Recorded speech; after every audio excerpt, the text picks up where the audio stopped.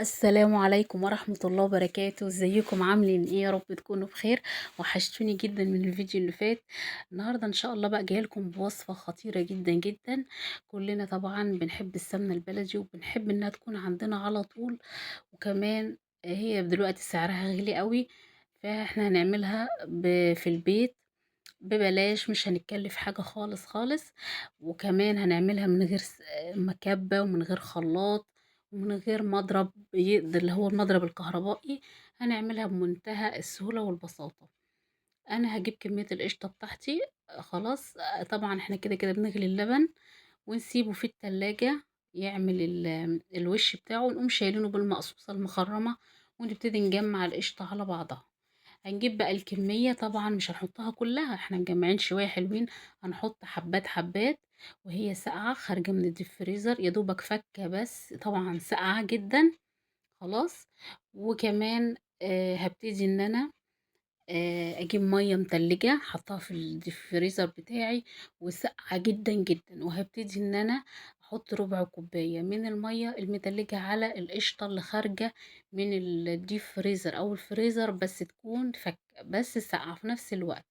وهبتدي اعجن القشطة بتاعتي زي كده بالشكل اللي انتوا شايفينه ده. هفضل اعجنها اكني بعجن عجينة. هنا ولا شغلنا كبة ولا شغلنا خلاط ولا مضرب كهربائي. وكمان في فكرة تانية للموضوع ده أنا كنت بعملها الأول، هقول لكم عليها بعد شوية.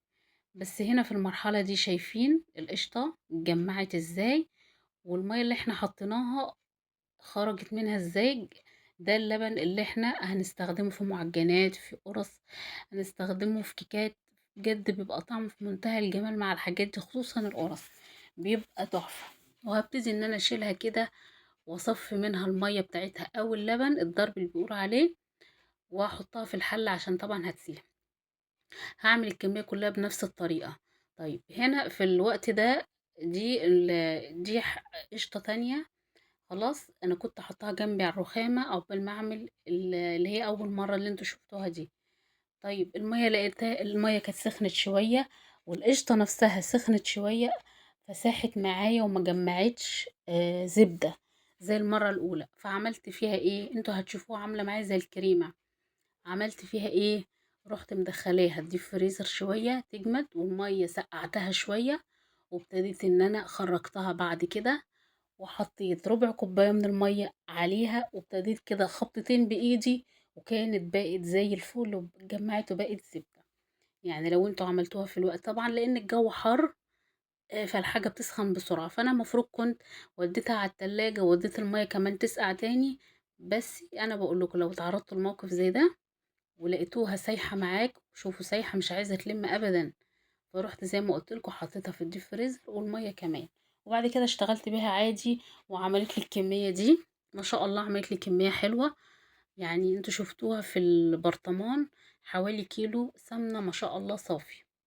ادي الكمية، وانا طبعا هوريكم مراحل التسوية مع بعض. هنا كانت الزبدة فكت على النار وابتدت تغلي كده اهو.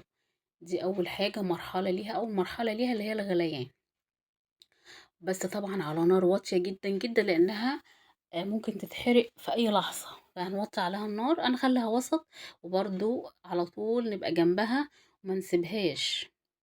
خلاص اهو دي اول مرحلة ليها. هنا ابتدت شوية تحسوا انها ايه هتدخل في مرحلة السوا وتتحول لسمنة، بس طبعا بتاخد وقتها، هي بتاخد وقت شوية. وبما اننا برضو مخلينا النار وسط عليها عشان خاطر ما تتحرقش معانا ونستفاد بأكبر كمية منها. بجد مش عايزة اقول لكم ريحتها جميلة جميلة، احلى كمان من السمنة البلدي اللي احنا بنشتريها جاهزة. تحفة يا جماعة. جربوها بالطريقة دي، ولا مضرب كهرباء ولا كب ولا عجان ولا اي حاجة من الحاجات دي. شايفين هنا بقى ابتدت تبقى سمنة وبقت على وش الايه ال- يعني المرتة ركزت من تحت والسمنة من فوق زي ما انتوا شايفين كده. بصوا الجمال ما شاء الله تحفة. بجد هتعملوها هتنبهروا بجمالها. ما تنسوش بقى تعملوا لي لايك وتشتركوا في القناة وتسيبوا لي تعليقاتكم الحلوة. ويا رب الفيديو يكون عجبكم يا حبايبي. والسلام عليكم ورحمة الله وبركاته.